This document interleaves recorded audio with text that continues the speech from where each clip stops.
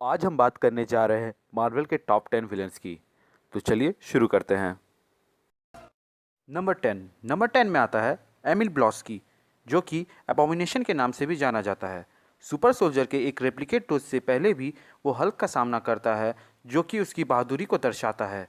Hulk, जिसने एक पंच से एक चितौरी शिप को गिरा दिया था, उसे भी एबोमिनेशन एक कड़ी टक्कर देता है, लेकिन हल्क उसे एनवायरमेंटल यूज से हरा देता है, इसीलिए वो हमारे नंबर 10 पे है।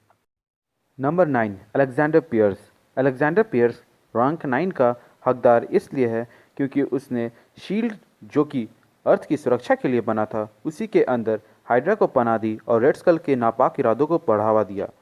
प्रोजेक्ट इनसाइट की मदद से तो वो एक ही झटके में हाइड्रा के सारे दुश्मनों का सफाया करने ही वाला था।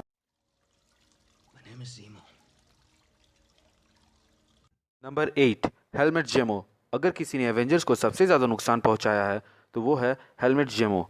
इसने ना सिर्फ एवेंजर्स को बांट दिया, बल्कि एक दूसरे को खून का प्यासा भी बना दिया था, और किसी तरह हमें हीरो वर्सेस विलन की जगह पर हीरो वर्सेस हीरो देखने का मौका मिलता है। Number 7 winter soldier. Captain America 2 आने से पहले की सारी मूवीज़ लाइट हार्टेड थी और विलेंस उतने कैपेबल भी नहीं थे, पर इस सिलसिले को तोड़ते हुए विंटर सोल्जर ने एंट्री ली और रूसो ब्रदर्स की बदौलत हमें एक सीरियस और धाकड़ विलन देखने को मिलता है, जो कि कैप को बराबरी का टक्कर देता है। Number 6 Red Skull. दुनिया में राज करने के इरादे से पैदा होते हैं विलन्स, और रेड स्कल उन्हीं में से एक है। नंबर 6 में आने का सबसे बड़ा कारण है उसके नापाक इरादे और टेसरैक्ट को इतने देर तक होल्ड कर पाना, क्योंकि हम गार्जियन ऑफ गैलेक्सी में देख ही चुके हैं कि इन्फिनिटी स्टोन के डायरेक्ट कांटेक्ट में आने से क्या होता है। Number 5 Ultron. अल्ट्रॉन एग्जिस्टेंस में आते ही अपने मकसद में लग गया था। उसने आते ही एवेंजर्स को डिवाइड किया और फिर उन्हें कड़ी चुनौती भी दी।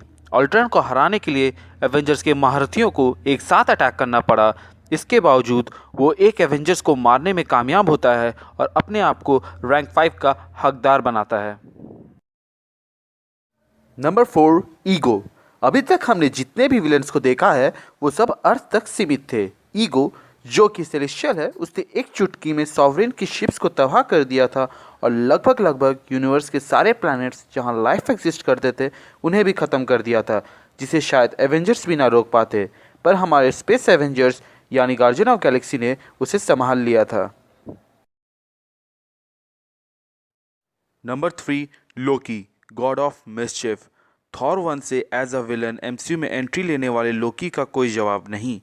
लोकी भले ही कुछ एवेंजर्स की बराबरी ना कर पाए, पर उसके खुराफात दिमाग ने वर्ल्ड के बेस्ट सुपर हीरोज़ को असेंबल होने पर मजबूर कर दिया था और हमें इसी तरह एवेंजर्स से रूबरू कराया।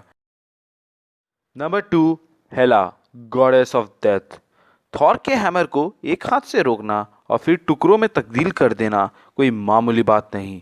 वैल्क्रीस और एसगार्ड की पूरी सेना को अकेले ही हराना और फिर थॉर के हमले को बिना किसी खरोच के सहना उसकी स्ट्रेंथ और ड्यूरेबिलिटी को दर्शाता है।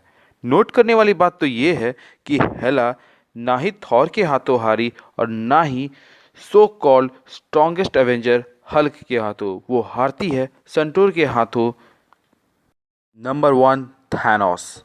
एवेंजर्स 1 में स्माइल, एवेंजर्स 2 में गॉटलेट और गार्जियन ऑफ गैलेक्सी में कुर्सी में बैठा एलियन। इसके अलावा हम जानते ही क्या है थैनोस के बारे में। तो भैया, जिसे देखकर आयरन मैन का हवा टाइट हो और जिसे रोकने के लिए 32 से भी ज़्यादा मार्वल कैरेक्टर्स असेंबल हो, वो है थैनोस। ऐसा नहीं है कि थैनोस के पास इन्फिनिटी स्टोन्स हैं इसलिए वो पावरफुल है। उसकी ताकत का अंदाज़ा हम ट्रेलर के इस 2 सीन से लगा सकते हैं, जहां वो आयरन मैन को पंच और स्पाइडरमैन को चोक स्लैम देता है, वो भी बिना गॉन्टलेट से। जिस विलन को इंट्रोड्यूस करने के लिए मार्वल ने 10 साल और 17 मूवीज़ लगा दिए हो, वो कोई मामूली विलन नहीं हो सकता, और यही वजह है कि थैनोस नंबर 1 में है। Thank you for watching the video. Don't forget to like, subscribe और अपनी टॉप 10 लिस्ट कमेंट करना ना भूलें।